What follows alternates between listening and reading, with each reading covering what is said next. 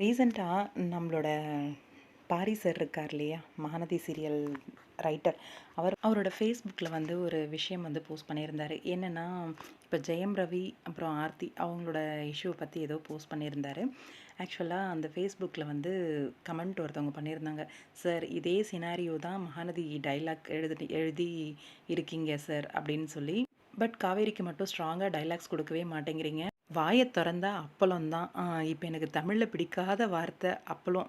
சும்மா ஒரு ஃபன் அப்படின்னு சொல்லி சாரியும் சொல்லிட்டாங்க 100% அப்படின்னு சொல்லி. அதுக்கு நம்மளோட ரைட்டர் வந்து பதிலும் சொல்லியிருக்காரு. இல்லை, காவேரிக்கு ஸ்ட்ராங்காக எழுதணும்னா அவங்க அம்மாவை எதிர்த்து பேசணுமா, அதுக்கான சூழல் வர அப்பதான் அவ பேசுவா அப்படின்னு சொல்லியிருக்காரு. இப்போதைக்கு அவ அம்மா வீட்டில் தான் இருக்கணும் என்பது கதையின் போக்கு. அதை மீறி நான் டைலாக் எழுத முடியாது. சும்மா எப்ப பாரு காவேரிக்கு எழுதல, லேடிஸ் பாயிண்ட் ஆஃப் வியூ அப்படிலாம் சொல்லி ஷேர் பண்றீங்க. இந்த டைலாக் ரைட்டர் வந்ததுல இருந்து காவேரிக்கு கேரக்டர் டேமேஜ் ஆயிடுச்சுன்னு கமெண்ட் 600 எபிசோட்ஸ் போன பின்னாடி கதையை நகர்த்துறதுல இருக்கிற சவால்கள் புரியாம எல்லாமே உடனே நடக்கணும் அப்படின்னா நீங்க சினிமா தான் பார்க்கணும் அப்படின்னு சொல்லியிருக்காங்க. சீரியல் இதுக்கு உண்டான டோனில் தான் வந்து நகரும். வசனம் என்பது கொடுக்குற மாதிரி அப்படின்ற மாதிரி சொல்லியிருக்காரு. வசனம் என்பது கொடுக்குற காட்சிக்கு நியாயம் செய்யணும்.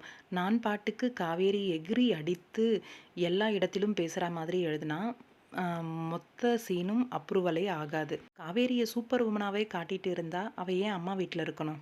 அதுக்குன்னு ஒரு அவசியமே இருக்காதே. அவகிட்ட தப்பு இருக்காது, இல்லாத போது எகுருவா. கான்ட்ராக்ட் கல்யாணம் பண்ணிய பிறகு அவகிட்டயும் தப்பு இருக்கு அப்படிங்கிறதுனால தான் அவளால் எகிரிட்டு நிற்க முடியல.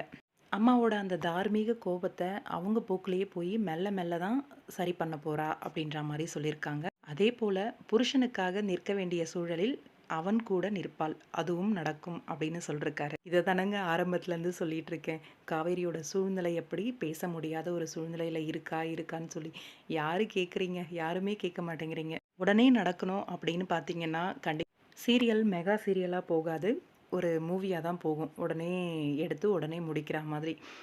இது ஒரு மெகா சீரியல். அவங்களோட போக்கில் போய் அவங்க வந்து சீரியல் வந்து எடுத்துகிட்டு போயிட்டுருக்காங்க. கண்டிப்பாக நிறைய இடத்துல வந்து பாராட்டியிருக்கோம் பாரி சாரை. சூப்பராக டைலாக் எழுதியிருக்கீங்க, சூப்பர் சீன் வச்சுருக்கீங்க அப்படின்னு சொல்லி. ஏதாவது ஒரு சில இடங்களில் வந்து பேச முடியாத ஒரு சூழ்நிலையில் வந்து ஒரு சூழ்நிலை கைதியாக காவேரி மாட்டிட்டு இருக்காங்க. ஆனால் இப்பயும் புருஷனுக்காக பேச வேண்டிய இடத்துல பேசுவாங்கன்னு சொல்லியிருக்காங்க. இது நான் ஆல்ரெடி சொன்னேன். கண்டிப்பாக போலீஸ் ஸ்டேஷன் வந்திருக்காங்க, காவேரி பேசுகிற சூழ்நிலை வரும் அப்படின்னு சொல்லி. கொஞ்சம் பொறுமையாக காத்துட்ருங்க. காவேரியோட சூழ்நிலையும் கொஞ்சம் யோசிங்க. அவள் இதுக்கு மேலே அம்மா வீட்டில் இருக்கணும் அப்படின்னா அவள் கொஞ்சம் சைலண்ட்டாக தான் இருந்து ஆக வேண்டிய ஒரு சூழ்நிலை அப்படின்னு பாரி சார் சொல்கிறார்.